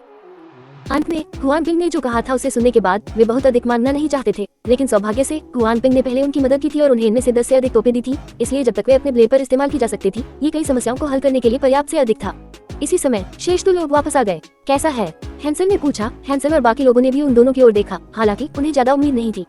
हो गया, हुआन पिंग के अधीनस्थ ने सहजता से कहा। बहुत बढ़िया। हुआन पिंग ने अपना सिर हिलाया। उसे बहुत आश्चर्य नहीं हुआ। इस अधीनस्थ के पास सबसे अच्छी स्नाइपर तकनीक थी और स्नाइपर राइफल का उपयोग करना ऐसी चीज नहीं थी जो इस दुनिया में बनाई जा सकती थी। ये बेहद शक्तिशाली था। बुलेट प्रूफ कार का तो जिक्र ही न करें, यहाँ तक कि एक मोटे टैंक को भी आसानी से भेदा जा सकता था। हालांकि भले ही हुआन पिंग को आश्चर्य नहीं हुआ, इसका मतलब यह नहीं था कि बाकी लोग आश्चर्यचकित नहीं थे। हैंसन और उसके कुछ अधीनस्थों के चेहरे पर बहुत ही सहज भाव थे, लेकिन उसके शब्दों को सुनने के बाद वे दंग रह गए और फिर उन्हें एहसास हुआ कि उन्होंने अभी क्या सुना था। हो गया, हैंसन ने अविश्वास से दूसरे पक्ष की ओर देखते हुए पूछा। हुआन पिंग के आदमियों ने सिर हिलाकर अपनी सहमति जताई। कैसे? हैंसन ने मूर्खतापूर्ण प्रश्न पूछा। बेशक, इस पर भरोसा करते हुए हुआन पिंग के आदमी ने बोलते हुए अपनी पीठ के पीछे स्नाइपर राइफल का इशारा किया। क्या यह उस बुलेट प्रूफ कार को तोड़ सकता है? हैंसन ने पूछा। जरूर। हैंसन ने अपने उस अधीनस्थ की ओर देखा, मानो वह इस बात की प्रामाणिकता की पुष्टि कर रहा हो। हैंसन के एक अधीनस्थ ने कहा, ये बंदूक उस गाड़ी को भेदती हुई अंदर घुसी थी और अंदर बैठे व्यक्ति को गोली लग गई थी। हालांकि हम बहुत दूर हैं, इसलिए हम निश्चित नहीं है कि वो घायल है या मर गया है। मर गया, मुझे यकीन है, हुआन पिंग के आदमियों ने पुष्टि की। अगर उसने ऐसा कहा है तो वह मर चुका होगा। हुआन पिंग ने यह भी कहा, उसे अभी भी अपने इस अधीनस्थ पर बहुत भरोसा था। हैंसन ने सिर हिलाया। उसने इस बात की चिंता जारी नहीं रखी कि वह आदमी मर गया है या नहीं, लेकिन हुआन पिंग के हाथों में स्नाइपर राइफल को देखते ही उसकी आंखें चमक उठी और कहा, ये भला, क्या तुम हमें थोड़ा सा सहयोग देना चाहते हो? हुआन पिंग ने हंसते हुए कहा, इसमें कोई समस्या नहीं है, लेकिन इनकी संख्या बहुत अधिक नहीं होगी। इनमें से 10 की आपूर्ति जल्द ही कर दी जाएगी। जरूर, तो 10। हैंसन ने खुशी से कहा। अब उसे पता चल गया था कि हुआन पिंग के पक्ष में वाकई बहुत सारे अच्छे हथियार थे और जो हथियार उसने उन्हें दिए थे उनमें पहले से ही बहुत सारी अच्छी चीजें थी। हालांकि वह ये भी समझता था कि अच्छी चीजों की कीमत स्वाभाविक रूप से ज्यादा होती है और दूसरे पक्ष के लिए उसका समर्थन करना पहले से ही बुरा नहीं था, इसलिए उसके लिए बहुत सारी चीजें हासिल करना यथार्थवादी नहीं था। जहाँ तक स्नाइपर राइफलों की बात है तो वे वास्तव में अनावश्यक थी। भले ही हुआन पिंग बहुत ज्यादा मुहैया कराता, लेकिन वह अपने पक्ष में बहुत ज्यादा स्नाइपर राइफलें नहीं पा सकता था, इसलिए 10 का होना पहले से ही बहुत अच्छा था। अब जबकि उनका कमांडर मर चुका है, वे निश्चित रूप से एक नया कमांडर भेजेंगे। हालांकि ऐसा होने से पहले उन्हें कुछ समय के लिए घबराना पड़ेगा। ये हमारा मौका है, हुआन पिंग ने कहा। हैंसन ने अपना सिर हिलाया और कहा, ये सही है, अराजकता निश्चित है। इसके अलावा कल रात हमने उन्हें हरा दिया और उनका मनोबल ऊंचा है। आज रात हम फिर से जाएंगे और दिन के दौरान हम अच्छी तरह से आराम करेंगे। हालांकि कल रात की घटना के बाद वे शायद आज रात तैयार होंगे। ये बात सभी को समझ में आ गई। अभी कुछ देर पहले ही तो उन पर घात लगाकर हमला किया गया था। जब तक दूसरा पक्ष मूर्ख नहीं होगा वे निश्चित रूप से तैयार रहेंगे। इसके अलावा उनका सेनापति भी मुसीबत में था। हालांकि भले ही हैंसन ने ऐसा कहा था, लेकिन वह बहुत चिंतित नहीं दिख रहा था। इससे पहले ऐसा नहीं था कि वे कभी भी अन्य सेनाओं से नहीं भिड़े थे और वे एक से अधिक बार युद्ध के मैदानों में लड़े भी थे। भले ही यह हम देश के सैनिकों के खिलाफ था, उन्हें विश्वास था कि उनके अधीनस्थों में लड़ने की ताकत होगी। इसके अलावा उनकी तरफ अभी भी हुआनपिंग और उनके अधीनस्थ थे, इसलिए उनकी युद्ध शक्ति उनसे ज्यादा थी। साथ ही हुआनपिंग ने उन्हें सहायता के रूप में एक हथियार भी प्रदान किया था, इसलिए अब उन्हें शक्तिशाली कहना अतिशयोक्ति नहीं होगी। इसलिए अब हैंसन पूरी तरह आश्वस्त था। बेशक उसका दिल भी भावनाओं से भरा हुआ था, इसलिए उसने हुआनफैंग को चुना। देखने में तो वह बहुत शक्तिशाली व्यक्ति नहीं लग रहा था, और जो उसने सोचा था वह भी सच था कि हुआनफैंग कुछ वित्तीय सहायता दे सकता है, कि वे और हथियार खरीद सकते हैं और कि वे और लोगों की भर्ती कर सकते हैं। इसके अलावा इस पैसे की सहायता के बारे में उसने इसके बारे में बहुत अधिक सोचने की हिम्मत नहीं की। हालांकि उन्होंने यह उम्मीद नहीं की थी कि हुआनफैंग जो सहायता प्रदान करेगा वह उसकी कल्पना से कहीं बेहतर होगी। जो उसने शुरू में कल्पना की थी उससे कहीं बेहतर होगी। हालांकि उसे उम्मीद नहीं थी कि हुआनफैंग जो सहायता प्रदान करेगा वह उसकी कल्पना से कहीं बेहतर होगी। जो उसने शुरू में कल्पना की थी उससे कहीं बेहतर होगी, कहीं ज्यादा। चाहे वो भेजे गए लोगों या वो हथियार जो उसने भेजे थे, वे सभी ऐसी चीजें थी जिनकी उसे अभी तत्काल जरूरत थी। इस सारी सहायता के जरिए हैंसन हुआनफैंग की कुछ ताकत देख पाया। हालांकि उसका मानना था कि यह तो सिर्फ हिमशल का सिरा था, और जिस व्यक्ति पर उसे अपनी बेबसी में भरोसा करना था वह उसकी कल्पना से कहीं ज्यादा भयानक और शक्तिशाली था। इसके अलावा हुआनफैंग का उनके प्रति रवैया अन्य ताकतों की तुलना में बहुत बेहतर था। कम से कम भविष्य में इस देश में उनके पास पर्याप्त शक्ति और अधिकार होगा। उसकी पिछली योजना अपनी ताकत को बचाए रखने की थी, ताकि उसे हुआनफैंग द्वारा त्याग न दिया जाए, क्योंकि उसकी ताकत बुरी तरह से क्षतिग्रस्त हो गई थी। लेकिन अब वह जो सोच रहा था वह यह था कि चाहे जो भी कीमत हो उसे वह पूरा करना था जो हुआनफैंग ने उसे करने के लिए कहा था। हैंसन के रवैये में पहले से ही मौलिक परिवर्तन आ चुका था। 1827 और फिर वह यांग शहर गया। इसके बाद सभी ने दुश्मन के शिविर पर दूसरे हमले की योजना बनाई। लिंगफैंग जो हुआक्सिया देश के अंदर थे ने भी हुआनपिंग से नवीनतम घटनाक्रम के बारे में जानकारी ली। हुआनफैंग अभी भी हुआनपिंग और हैंसन के परिणामों से बहुत संतुष्ट था। वहाँ की वास्तविक स्थिति जानने के बाद हुआनफैंग के पास और भी विचार थे। मूल रूप से हुआनफैंग केवल हुआनपिंग और अन्य लोगों को भेजने के लिए स्थिति का लाभ उठा रहा था। उसने यह नहीं सोचा था कि अंत में क्या होगा। हालांकि हैंसन की अधीनता ने उसे एक विचार का संकेत दिया था। हुआनपिंग और अन्य लोगों के आने के बाद यह विचार और भी अधिक विशिष्ट हो गया। ये और भी अधिक विशिष्ट हो गया। हुआनपिंग और अन्य लोगों ने पहले ही अपने मूल स्थान पर अच्छे परिणाम प्राप्त कर लिए थे। अब हुआनफैंग ने उन्हें हैंसन के स्थान पर भेज दिया था। जाहिर है उन्हें उम्मीद थी कि हैंसन को भी अपने स्थान पर कुछ परिणाम मिलेंगे। फिलहाल ऐसा लग रहा है कि प्रगति खराब नहीं है। हालांकि हुआनफैंग बहुत लापरवाह नहीं था। आखिरकार वहाँ कई बड़ी शक्तियाँ थी जो लंबे समय से काम कर रही थी। वह अपना लक्ष्य हासिल करना चाहता था। उसे बहुत से लोगों की पनीर को छूना था। कोई और सहमत नहीं होगा, इसलिए संघर्ष और लड़ाई अपरिहार्य थी। सौभाग्य से हुआनपिंग और अन्य लोग लड़ाई में अच्छे नहीं थे। इसके अलावा उनके पास पहले से ही समान ऊर्जा थी, साथ ही साथ कॉम्बैट एक्सपीरियंस और हैंसन भी थे। इस स्थानीय सांप के सहयोग से उनके लिए जीतना असंभव नहीं था। लिंगलोंग ट्रेजर पैगोडा किंवदंती है कि इसे प्राचीन काल में एक शक्तिशाली व्यक्ति ने अपने सभी प्रयासों को समाप्त करने के बाद बनाया था। इसमें स्वर्ग तक पहुंचने की क्षमता है और यह सब कुछ सूंघ सकता है। इस पर जब लिंगफैंग जाग गया तो उसने आदतन स्टोरेज बॉक्स को देखा और यह चीज पाई। लिंगलोंग ट्रेजर पैगोडा। लिंगफैंग ने स्याही काले पैगोडा के साथ सावधानी से खेला। उनके परिचय के अनुसार ये स्पष्ट रूप से एक साधारण वस्तु नहीं थी। हालांकि लिंगफैंग को नहीं पता था कि इस पैगोडा का क्या उपयोग था। इस खजाने के कार्य के बारे में सोचते हुए लिंगफैंग ने अपने शरीर में आंतरिक ऊर्जा का संचार किया। शिवालय में प्रवेश करने के बाद हुआनफैंग ने देखा शिवालय बड़ा और बड़ा होता जा रहा था और इसकी आभा अधिक से अधिक असाधारण होती जा रही थी। वास्तव में जो लोग थोड़े कमजोर थे उन्हें इसकी से दम घुट जाएगा। ये वास्तव में एक खजाना है। एक निश्चित दृष्टिकोण से ये कुछ हद तक दिव्य ड्रैगन कड़ाही के समान है। हुआनफैंग ने संतोष में खुद से कहा। दिव्य ड्रैगन कॉलरॉन एक दिव्य हथियार था जो दुनिया में बहुत कम देखा गया था। जहाँ तक उसके सामने लिंगलोंग ट्रेजर पैगोडा की बात है, यह अपने आकार को छोटा भी कर सकता था। इसके अलावा इसकी आभा दिव्य ड्रैगन कॉलरॉन की तुलना में ज्यादा कमजोर नहीं थी। इसके अलावा लिंगलोंग ट्रेजर पैगोडा में दुनिया की हर चीज को पिघलाने का वर्णन था। ये बहुत ही भयानक लग रहा था। सब कुछ गलाना। हुआनफैंग ने खुद से कहा, मुझे कोशिश करने दो। ऐसा कहने के बाद हुआनफैंग ने लिंगलोंग ट्रेजर पैगोडा को सक्रिय किया और कमरे में एक कैबिनेट को अंदर खींच लिया। उसके बाद हुआनफैंग ने लिंगलोंग ट्रेजर पैगोडा से केवल सफेद धुएं का एक निशान देखा। हालांकि जब हुआनफैंग ने इसे फिर से देखा तो कैबिनेट पहले ही गायब हो चुका था। यह पानी के एक पोखर में बदल गया था। वाह, प्रभाव बहुत जबरदस्त है। हुआनफैंग संतोष में मुस्कुराया। हालांकि इस हर चीज को गलाने में एक अतिशयोक्तिपूर्ण घटक होना चाहिए। ये लिंगलोंग ट्रेजर पैगोडा पहले से ही बहुत शक्तिशाली था। संभवतः वहाँ बहुत सी चीजें होंगी जिन्हें गलाया जा सकता है।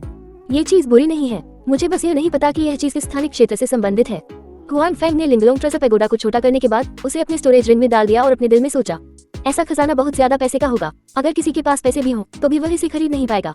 ठीक पहले के दिव्य ड्रैगन कॉलरॉन की तरह स्टोरेज बॉक्स की दुकान में इसे बेचने जैसी कोई चीज नहीं थी। दूसरे शब्दों में इस दुनिया में ऐसा सिर्फ एक खजाना था। बेशक इसके शक्तिशाली कार्य के अलावा इस लिंगलोंग ट्रेजर पैगोडा का एक और कार्य भी था। इससे भी महत्वपूर्ण बात यह है कि यह हुआनफैंग को अंतरिक्ष में यात्रा करने की अनुमति दे सकता है। एक नए स्थान में प्रवेश करने में सक्षम होने का मतलब है अधिक धन कमाया जा सकता है और अधिक संसाधन प्राप्त किए जा सकते हैं। वह और भी अधिक खजाने प्राप्त कर सकता था। संक्षेप में, हर बार जब मैं दूसरे आयाम में टेलीपोर्ट करता हूँ तो हुआन फैंग के लिए यह एक खजाने की खोज थी। पुरस्कार भरपूर थे। यही वजह थी कि हुआन फैंग टेलीपोर्टेशन का इतना इंतजार कर रहा था। हालांकि लिंगलोंग ट्रासा पैगोडा को प्राप्त करने के अलावा उसके सामने कोई और हरकत नहीं थी।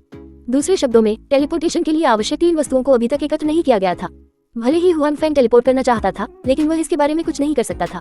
अपना सामान पैक करने के बाद हुआन फैंग बाहर जाने के लिए तैयार हुआ, लेकिन इस समय ली बिंगयुन उसे ढूंढते हुए आ गया। हुआन फैंग, मैं कल वापस जाने की योजना बना रहा हूँ। ली बिंगयुन ने अचानक हुआन फैंग से कहा।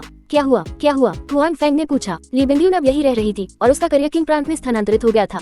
इसलिए आमतौर पर वह तब तक वापस नहीं जाती जब तक कि कोई महत्वपूर्ण काम न हो।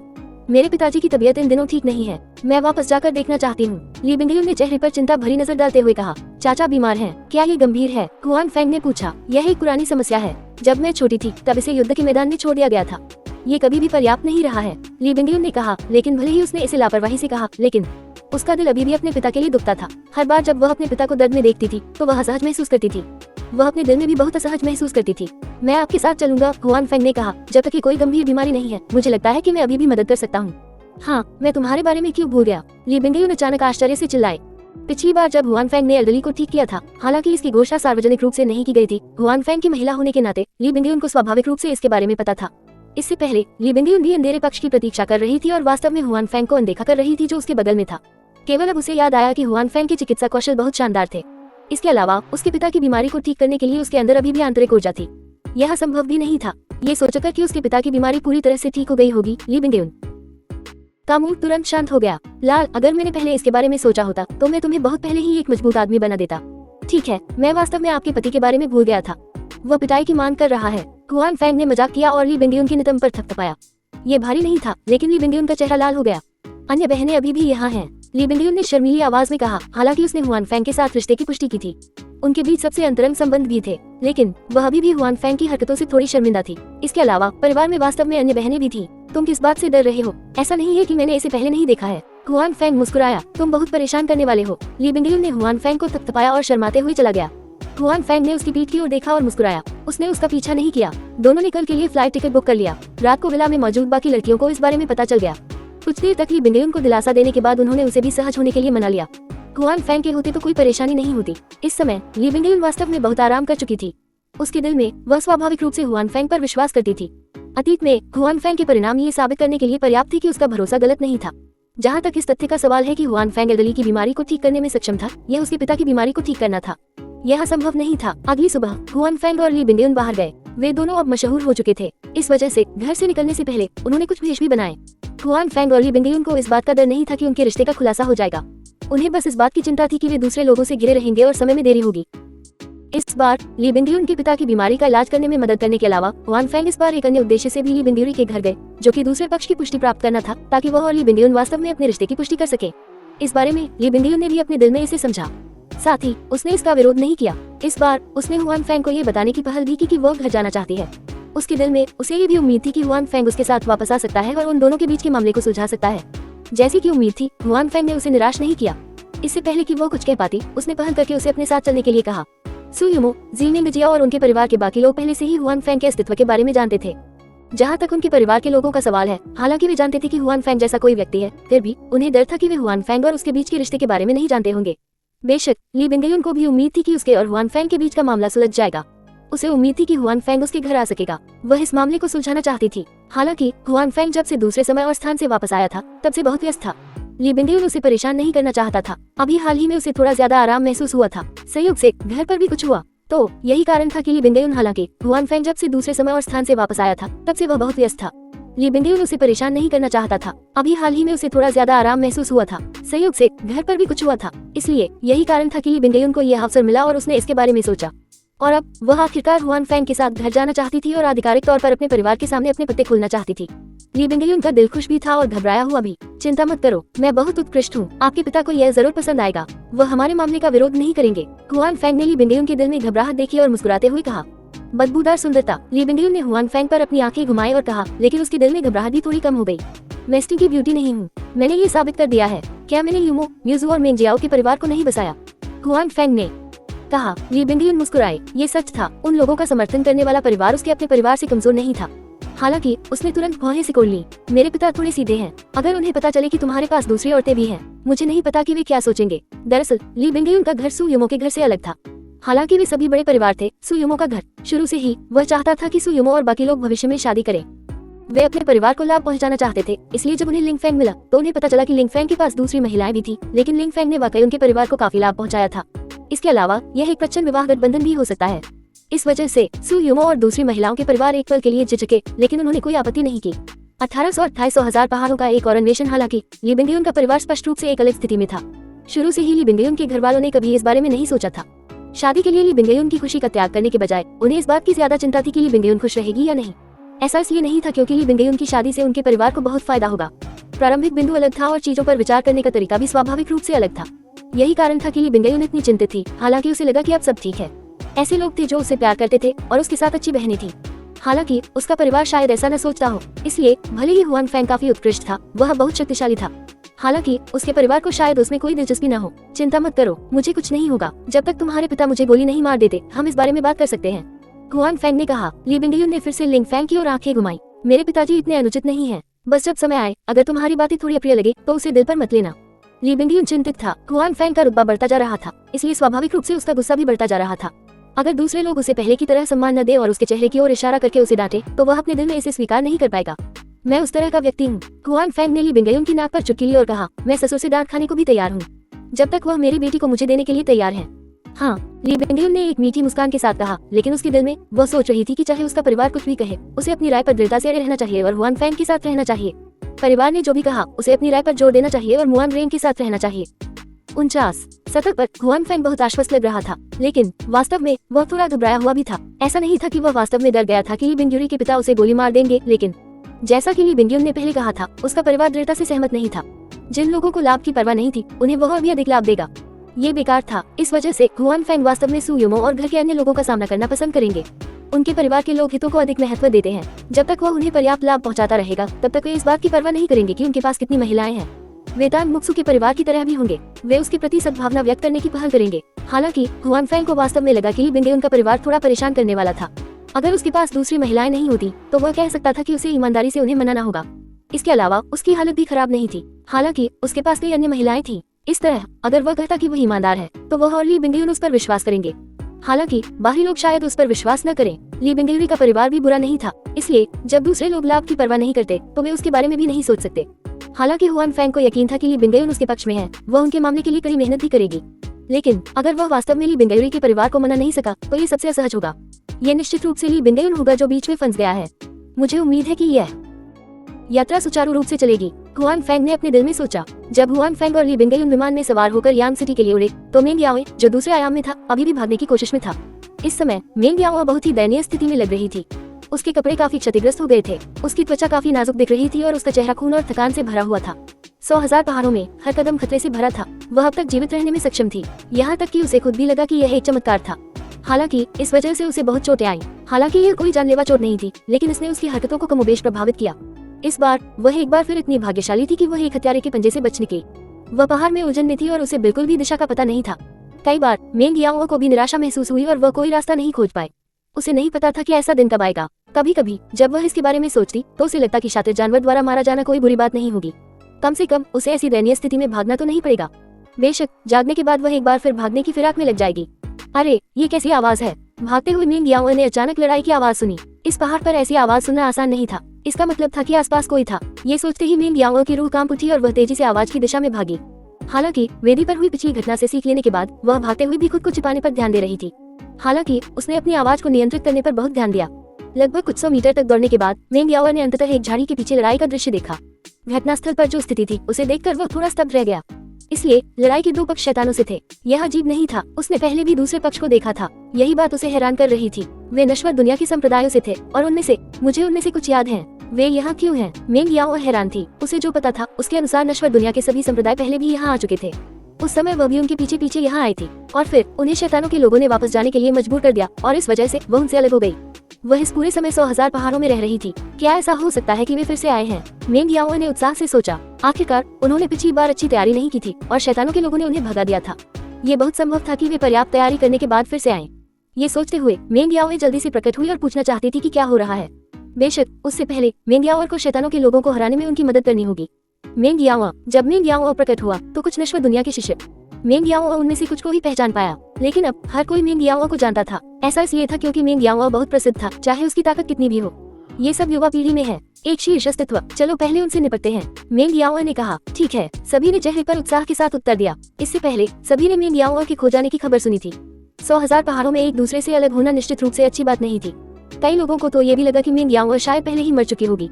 यहाँ तक कि स्टिल वाटर हाउस ने भी सबसे बुरे हालात के लिए पहले से ही तैयारी कर रखी थी। इसके अलावा मेंग याओ जितनी देर तक अलग रहेगी, ऐसा होने की संभावना उतनी ही अधिक होगी। अब जब सभी ने अचानक मृत मेंग याओ को अपने सामने आते देखा तो यह अपरिहार्य था कि वे उत्साहित महसूस करेंगे। साथ ही मेंग याओ की ताकत बहुत मजबूत थी, उन सभी से अधिक मजबूत।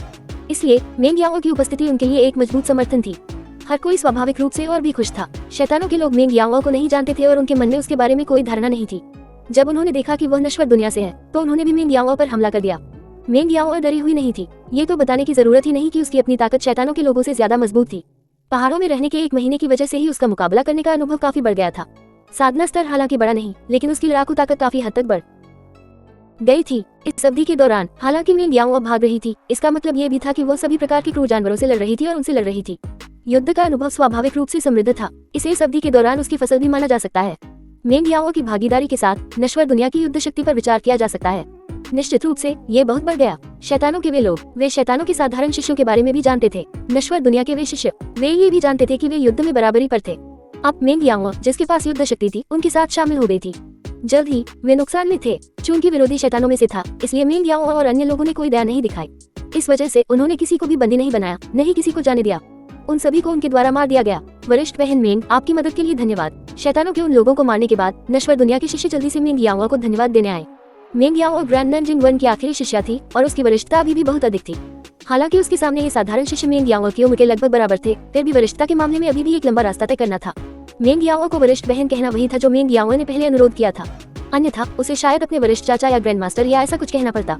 मेंग याओ ने हाथ हिलाया और कोई आपत्ति नहीं जताई। उसने कहा, तुम यहाँ क्यों हो? क्या हमारे स्टिल वाटर हाउस से कोई यहाँ है? स्टिल वाटर हाउस से भी कोई यहाँ है? ग्रैंड नंजिंग वेन स्वयं टीम का नेतृत्व कर रहे हैं, एक शिष्य ने उत्तर दिया। मेरे मालिक भी यहाँ हैं। वह कहाँ हैं? मेंग याओ को बहुत खुशी हुई जब उसने सुना कि उसके मालिक भी यहाँ हैं। उसने जल्दी से पूछा, स्टिल वाटर हाउस से भी कोई यहाँ आया हुआ है? ग्रैंड नंजिंग वेन स्वयं टीम का नेतृत्व कर रहे हैं, एक शिष्य ने उत्तर दिया। मेरे मालिक भी यहाँ हैं। वह कहाँ हैं? मेंग याओ को बहुत खुशी हुई जब उसने सुना कि उसके मालिक भी यहाँ हैं। उसने जल्दी से पूछा, वह लगभग 3 मील आगे होगी। उस व्यक्ति ने कहा, इस बार यहाँ केवल आपके आदरणीय गुरु के संप्रदाय के लोग ही नहीं आ रहे हैं, अन्य महान संप्रदायों के लोग भी आ चुके हैं। इसके अलावा वे सभी संप्रदाय के नेता और बुजुर्गों के नेतृत्व में हैं। वे शैतानों के लोगों को खत्म करने के लिए यहाँ आए थे। हालांकि हमारे आने के कुछ ही समय बाद शैतानों के लोगों ने हम पर घात लगाकर हमला कर दिया। ऐसा लग रहा था कि उन्हें पता था कि हम आ रहे हैं और जिस रास्ते से हमें गुजरना था उस रास्ते पर उन्होंने हम पर घात लगा दिया। इस वजह से हम में से कई लोग अलग हो गए, लेकिन इस बार हम सभी को अपनी मंजिल पता है, इसलिए अलग होने के बाद हम सभी अपनी मंजिल की ओर भाग रहे थे। वे सभी यहाँ हैं, मेंग याओ ने आश्चर्य से कहा। हालांकि 1 महीने से अधिक समय पहले इसे बड़े संप्रदायों द्वारा भी भेजा गया था, लेकिन यह इस बार से स्पष्ट रूप से अलग था। उस समय यह मुख्य रूप से बड़े संप्रदायों के शिष्य थे जो परीक्षण के लिए यहाँ आए थे। प्रत्येक संप्रदाय में बहुत से बुजुर्ग नहीं थे, अधिकतम 1 या 2। संप्रदाय के नेता का उल्लेख नहीं करना, उनमें से कोई भी नहीं आया। लेकिन इस बार ये संप्रदाय का नेता था जो समूह का नेतृत्व कर रहा था। जाहिर है इस मामले का महत्व स्पष्ट रूप से अलग था। हर किसी ने इस मामले पर ध्यान देना शुरू कर दिया था। ये सही है, उनमें से कई लोग सोचते हैं कि अगर वे यहाँ कोई कदम नहीं उठाते हैं तो शैतानों के लोगों के दिमाग में कोई योजना होगी, इसलिए वे पहले कदम उठाना चाहते हैं। शिष्य ने कहा। जब मेंग याओ ने उसके शब्द सुने तो वेदी पर का दृश्य अचानक उसके दिमाग में आ गया। क्या इसका उससे कोई संबंध हो सकता है? 1829 दो कुछ शिष्यों ने मेंग याओ को आगे ले जाते हुए उसे स्थिति से परिचित कराया। उनके परिचय के माध्यम से मेंग याओ को वर्तमान स्थिति का मोटे तौर पर अंदाजा हो गया। ग्रेटर दैन, क्योंकि उन्हें चिंता थी कि शैतानों के पास यहाँ कोई साजिश होगी, इसलिए स्वर्गीय गहन संप्रदाय के संप्रदाय नेता के नेतृत्व में कई संप्रदायों ने एक बार फिर 100,000 पहाड़ों पर हमला किया। इस बार ऑपरेशन पिछली बार से स्पष्ट रूप से अलग था और इस बार संप्रदायों की रक्षा के लिए कुछ शिष्यों को छोड़ने के अलावा बाकी संप्रदाय मूल रूप से सभी यहाँ आए। 1 लाख से अधिक लोग थे।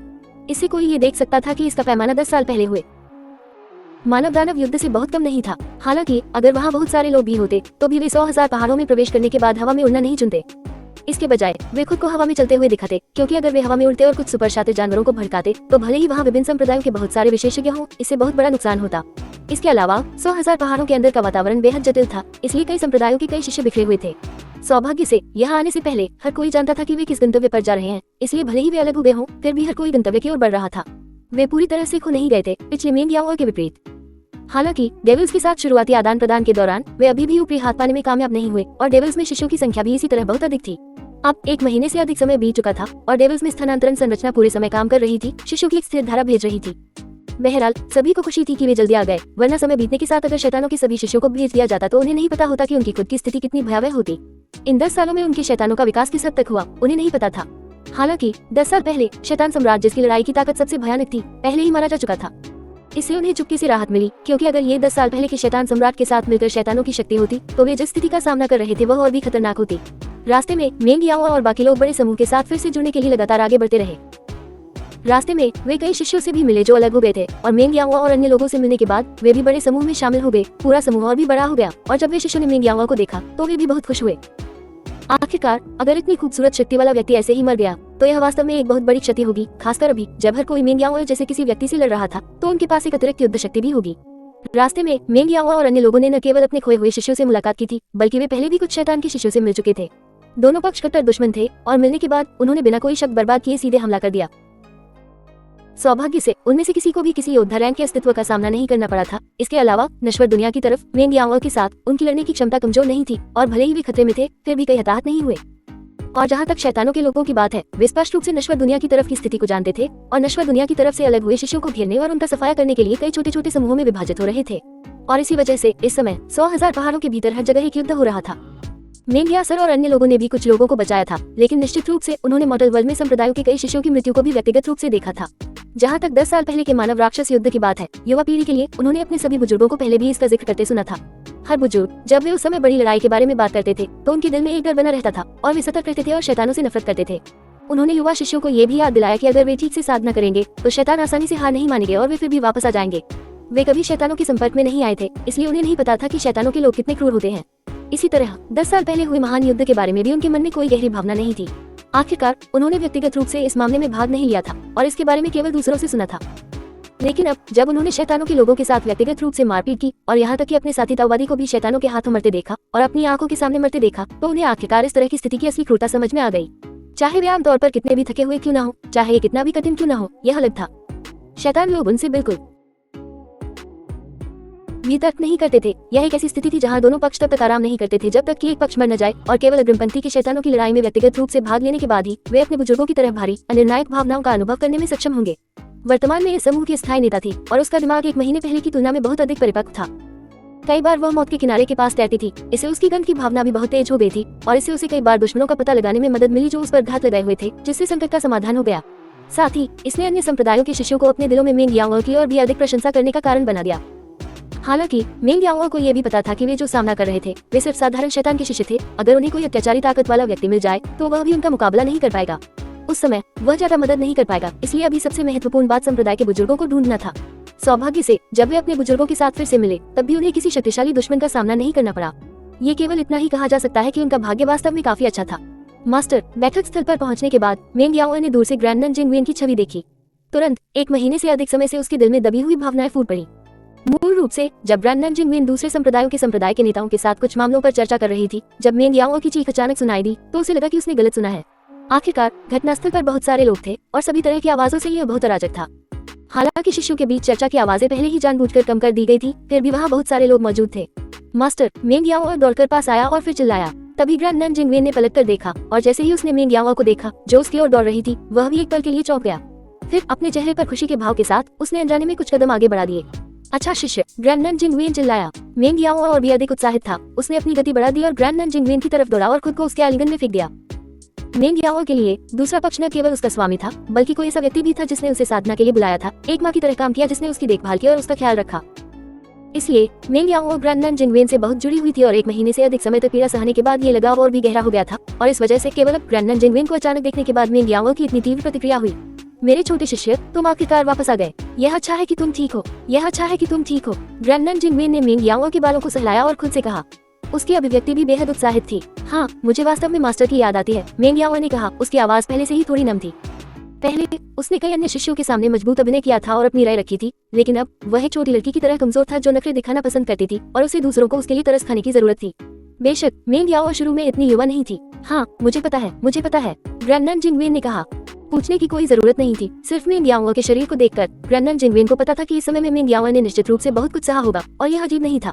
आखिरकार ये जगह 100,000 पहाड़ थी जहाँ हर जगह खतरा छिपा था और हर जगह खतरे थे। सौभाग्य से मिंग याओ अंत में जीवित बचने में कामयाब रही और यही काफी था।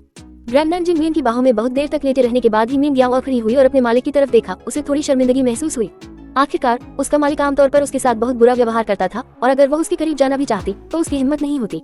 सौभाग्य से मास्टर ने मुझे डांटा नहीं, मिंग याओ ने सोचा। बधाई हो, तुम अपना संयम खो चुके हो। जब तक याओ ठीक है तब तक सब ठीक है। इस समय अन्य बड़े संप्रदायों के संप्रदाय नेता भी उसे बधाई देने के लिए आए। वे सभी जानते थे कि ग्रैंडन जिंगवेन ने मिंग याओ को कितना महत्व दिया था और अब जब उन्होंने देखा कि मिंग याओ ठीक है तो वे सभी उसके लिए खुश थे। ग्रैंडन जिंगवेन मुस्कुराए। एक शांत भाव के साथ उन्होंने एक एक करके उन्हें धन्यवाद दिया। क्योंकि अभी भी कुछ महत्वपूर्ण बातें पूछनी बाकी थी, इसलिए ग्रैंडन जिंगवेन के पास मिंग याओ से यह पूछने का समय नहीं था कि पिछले महीने में उसका क्या हाल रहा। यह मामला खत्म होने के बाद ही वह धीरे धीरे पूछ सकता था। अभी लगभग सभी बड़े संप्रदाय आ चुके हैं, केवल स्वर्गीय मार्शल संप्रदाय के लोग ही गायब हैं। देहू ने कहा, अजीब बात है, स्वर्गीय मार्शल संप्रदाय से कोई क्यों नहीं आया? उन्हें भी इस स्थान के बारे में पता है, चाहे कुछ भी हो कोई न कोई तो आना ही चाहिए। क्या ऐसा हो सकता है कि वे सभी खो गए हैं या कुछ अप्रत्याशित हुआ है? किसी और ने असमंजस में पूछा। यहाँ तक कि संप्रदाय के नेता किंगसान भी नहीं दिखाई दिए। क्या किसी ने उन्हें पहले देखा है? उनके बगल में खड़े एक बुजुर्ग ने पूछा। 1830 में याओ ने चारों ओर देखा और महसूस किया कि यहाँ विभिन्न संप्रदायों के कई शिष्य थे, लेकिन स्वर्गीय मार्शल संप्रदाय से कोई भी नहीं देख सकता था और यहाँ तक कि शांतिपूर्ण प्रतीत होने वाले संप्रदाय के नेता किंगसोंग भी वहाँ नहीं थे। शायद रास्ते में हमें शैतानों के साथ लोगों का एक बड़ा समूह मिला और हमने उन्हें देरी में डाल दिया। एक बुजुर्ग ने कहा, आखिरकार यहाँ आने के रास्ते में उन्हें शैतानों से भरे कई लोग मिले थे। कुछ ताकतवर थे, कुछ कमजोर थे और इस वजह से उन सभी ने कुछ लोगों को खो दिया था। बेशक एक भी नहीं आया था। यह अभी भी थोड़ा अजीब था, लेकिन सभी को लगा कि यह समझने योग्य है। तो अब हमें क्या करना चाहिए? चलते रहें या कोई है जो स्वर्गीय मार्शल संप्रदाय की प्रतीक्षा कर रहा है? किसी ने पूछा। ये जगह बस एक मिलन स्थल या यात्रा के बीच में विश्राम स्थल थी। उनकी असली मंजिल यहाँ नहीं थी। हालांकि अभी तक कोई नहीं पहुंचा था, इसलिए ये तय करना मुश्किल था कि इंतजार करें या आगे बढ़ें। अब और इंतजार नहीं करना चाहिए, एक संप्रदाय के संप्रदाय नेता ने कहा। एक अतिरिक्त व्यक्ति थोड़ा ज्यादा शक्तिशाली होता है। इसके अलावा तियानवू संप्रदाय में एक भी व्यक्ति नहीं है। जब तक वे सभी आएंगे तब तक हम बहुत ज्यादा शक्तिशाली हो जाएंगे। ये सही है। इसके अलावा स्वर्गीय मार्शल संप्रदाय के लोगों को घात का सामना करना पड़ सकता है। वे मदद के लिए हमारे पास भी आ सकते हैं, एक अन्य संप्रदाय नेता ने कहा। लेकिन अगर हम यहाँ रुकते रहे, समय बर्बाद करने की बात तो दूर, शैतानों को भी पता चल जाएगा कि हम यहाँ हैं और उनके पास अपनी सेना तैनात करने के लिए और अधिक समय होगा। उस समय हम और भी अधिक परेशानी पैदा करेंगे। कुछ लोगों ने थोड़ी हिचकिचाहट के साथ कहा। अजीब बात है, डेविल्स के लोगों को हमारा रास्ता पता था और उन्होंने पहले से ही घात लगाने की तैयारी कर रखी थी। अगर हम यही इंतजार करते रहे तो डेविल्स के लोग निश्चित रूप से रास्ते में हम पर घात लगाएंगे। हमें जल्दी से आगे बढ़ना चाहिए, इससे पहले कि वे प्रतिक्रिया करें। किसी ने प्रतिध्वनि की। ये सही है, मैं भी इस स्थिति के बारे में उत्सुक हूँ। रास्ते में हमें कई घातों का सामना करना पड़ा और ऐसा लगता है कि शैतान के लोग वास्तव में हमारे मार्ग को जानते हैं। ग्रैंडन जिंगवेन ने ये भी कहा। इसके अलावा हम अभी भी नहीं जानते हैं कि शैतान के लोग यहाँ वास्तव में क्या योजना बना रहे हैं। भीड़ में उत्साहपूर्वक चर्चा हुई, लेकिन निर्णय लेने के लिए यह उचित समय नहीं था। मिंग याओ एक पल के लिए हिचकिचाए, कह रहा था, गुरु, जब मैं पहले भाग रहा था तो मैंने गलती से शैतानों में से किसी को वेदी के पास जादू करते हुए देखा था। मोन नाम का वह व्यक्ति भी वहाँ था। मुझे आश्चर्य है कि क्या इसके पीछे कोई साजिश थी। हम बाकी लोगों ने भी मिंग याओ की ओर देखा। ग्रैंडन जिंगवेन ने कहा, याओ, हमें विस्तार से बताओ कि तुमने क्या देखा है और यह कैसा दिखता है, जिसमें वेदी का स्वरूप भी शामिल है। इसे जरा भी नजरअंदाज मत करना। समझ गया गुरु। अपने गुरु के अनुरोध के बारे में मिंग याओ अस्वाभाविक रूप से अस्वीकार नहीं करेगा। इस प्रकार उसने सभी को वह सब कुछ बताया जो उसने पहले देखा था, जिसमें वेदी का स्वरूप भी शामिल था। वेदी की व्यवस्था कुछ रहस्यमयी थी और जब मिंग याओ ने पहली बार इसे देखा तो वह तुरंत आकर्षित हो गया, इसलिए उसने तुलना करने में सक्षम था। जूनियर प्रशिक्षु भतीजे याओ, क्या आप निश्चित हैं कि जिस वेदी के बारे में आप अभी बात कर रहे थे वह वही थी जिसे आपने देखा था? मिंग याओ की बात सुनने के बाद एक बुजुर्ग व्यक्ति, जिसे संरचनाओं और वेदियों के बारे में कुछ समझ थी, ने गंभीर भाव से कहा, मुझे यकीन है कि उस समय वेदी बहुत खास थी। मैंने बस कुछ ही बार उस पर नजर डाली और वे सभी लोग बहुत घबराए हुए थे। जब मैं बाद में वापस लौटा तो मैंने वहाँ से एक मजबूत आभा निकलती हुई महसूस की, जो मेरे गुरु के आभा से भी अधिक मजबूत थी। मिंग याओ ने कहा, क्या हुआ? ग्रैंडन जिंगवेन ने देखा कि बुजुर्ग की अभिव्यक्ति गंभीर थी और पूछा। बाकी लोगों के चेहरे पर भी चिंता के भाव थे। अन्य दो बुजुर्ग जो संरचनाओं को समझते थे, उनके चेहरे पर भी गंभीर भाव थे और कुछ ऐसे भी थे जो चिंतित थे। जूनियर शिष्य याओ ने जो कहा उसके अनुसार, अगर मेरा अनुमान गलत नहीं है तो यह एक आह्वान बलिदान है। प्राचीन काल में कई सर्वशक्तिमान प्राणी खुद को बलिदान करने और मोहरबंद लोगों को बुलाने का एक तरीका जानते थे। हालांकि भेद देने का ये तरीका पहले के स्थानांतरण गठन जैसा ही है। ये लंबे समय से खो गया है। शैतान लोग कैसे समझ सकते हैं? ये सही है, मुझे भी लगता है कि यह एक बुलाने वाला पुजारी है। इसके अलावा जूनियर शिष्य याओ ने जो कहा उसके अनुसार, जिसे उन्होंने बुलाया है वह एक बहुत शक्तिशाली व्यक्ति है। एक और बुजुर्ग ने कहा, क्या ये हो सकता है कि आप सभी गलत हैं? आप लोगों ने भी तो यही कहा है कि अर्पण करने की विधि बहुत समय से लुप्त हो चुकी है। कोई शैतान वाला कैसे समझ सकता है? देहू ने कहा, ये गलत नहीं होना चाहिए। पहले वाले बुजुर्ग ने कहा, ये पहले से ट्रांसफर फॉर्मेशन के लिए भी ऐसा ही है। हम सभी ने सोचा कि वे खो गए हैं, लेकिन शैतान वाले लोग वास्तव में जानते हैं कि यह कैसे करना है और अब उनके लिए एक समन्वय उपासक को समझना असंभव नहीं है। अगर इन बुजुर्गों ने सही अनुमान लगाया तो शैतानों वाला व्यक्ति वास्तव में उस व्यक्ति को बुला रहा था जिसे सील कर दिया गया था, और मेंग याओ के अनुसार उस व्यक्ति की आभा उसके स्वामी की आभा से भी अधिक शक्तिशाली थी, जो और भी अधिक शक्तिशाली थी। तथ्य यह है कि 10 जनरलों में से एक मोंड इस बलिदान के लिए व्यक्तिगत रूप से जिम्मेदार था। ये कहने के लिए पर्याप्त था कि जिस व्यक्ति को बुलाया जा रहा था वह बहुत मजबूत था और उच्च पद पर था। कुछ लोग तो ऐसे भी थे जिनके मन में एक अनुमान था, हालांकि उन्हें लगा कि यह असंभव है, लेकिन वे अपने पास मौजूद जानकारी के आधार पर इसके बारे में सोचने से खुद को नहीं रोक पाए। हम अब और इंतजार नहीं कर सकते, देवहो ने कहा। इससे कोई फर्क नहीं पड़ता कि शैतानों के लोग किसे बुला रहे हैं, इसका कम से कम मतलब तो यही है कि वे कुछ साजिश रच रहे हैं। अगर हम इंतजार करते रहे तो ये हमारे लिए बेहद नुकसानदेह होगा। कौन जानता है कि वे और लोगों को बुला रहे हैं। बाकी लोगों ने सहमति में सिर हिलाया। चलो पहले बाहर निकले और कुछ शिष्यों को पीछे छोड़ दें जो हमारे स्वर्गीय मार्शल संप्रदाय की प्रतीक्षा कर रहे हैं। एक बार जब वे यहाँ पहुँच जाते हैं तो वे जल्दी से हमारे साथ जुड़ सकते हैं, और साथ ही अन्य अलग हुए शिष्य भी पता लगा सकते हैं कि हम यहाँ आने के बाद कहाँ हैं। इन लोगों में से स्वर्गीय गहन संप्रदाय सबसे शक्तिशाली था और संप्रदाय नेता की प्रतिष्ठा भी सबसे अधिक थी। इसलिए शैतानों के दमन के संबंध में वह नेता था, जबकि अन्य लोग उसका अनुसरण करते थे। चूंकि देवहो संप्रदाय के नेता ने पहले ही ऐसा कह दिया था, इसलिए स्वाभाविक रूप से अन्य लोग इसका विरोध नहीं करेंगे, क्योंकि यह पहले से ही इस समय सबसे अच्छा समाधान था। बेशक कुछ लोग अपने दिलों में स्वर्गीय मार्शल संप्रदाय के लोगों के बारे में शिकायत करने से खुद को नहीं रोक पाए, क्योंकि वे सभी शैतानों के लोगों द्वारा घात लगाए गए थे। हालांकि ये स्पष्ट था कि उनमें से किसी के पास अभी इस मामले के बारे में सोचने के लिए ज्यादा समय नहीं था। मेंग याओ की जानकारी के कारण उन सभी के दिल भारी थे और वे सभी शैतानों के बारे में सोच रहे थे। कुछ देर चर्चा करने के बाद वे फिर चल पड़े। इस समय पूरी नश्वर दुनिया में जो मर चुके थे और जो वापस नहीं आए थे, उनके अलावा अभी भी 1 लाख से ज्यादा लोग बचे थे। यह एक बहुत बड़ी ताकत थी, यहाँ तक कि 100,000 पहाड़ों के भीतर के दुष्ट जानवर भी आसानी से बाहर आकर मौत की तलाश करने की हिम्मत नहीं कर सकते थे। ये कहा जा सकता है कि जब तक वे शैतानों की ओर से घात लगाकर हमला नहीं करते तब तक वे बहुत सुरक्षित रहेंगे, क्योंकि उनमें से बहुत से लोग एक साथ चल रहे हैं। बेशक ये तभी संभव था जब वे शीर्ष श्रेणी के दुष्ट जानवर नहीं होते। कदम सौभाग्य से वे शीर्षस्थ दुष्ट जानवर सभी के लिए परेशानी पैदा करने नहीं आए। जब देवहो संप्रदाय नेता और बाकी लोग लगभग 1 घंटे तक बैठक स्थल से चले गए तो लोगों का एक बड़ा समूह दिखाई देने लगा, जिसका नेतृत्व स्वर्गीय मार्शल संप्रदाय के संप्रदाय नेता किंग सोंग कर रहे थे।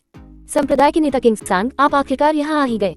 हम संप्रदाय के नेता और अन्य संप्रदायों के संप्रदाय के नेता पहले ही रवाना हो चुके हैं। उन्होंने हमें आप लोगों के लिए यहाँ प्रतीक्षा करने और आपके आने के बाद जितनी जल्दी हो सके जल्दी यहाँ आने के लिए कहा है। द्वार की रखवाली कर रहे कुछ शिष्यों ने देखा कि स्वर्गीय मार्शल संप्रदाय से कोई व्यक्ति प्रकट हुआ है और तुरंत उनका अभिवादन करने के लिए गए।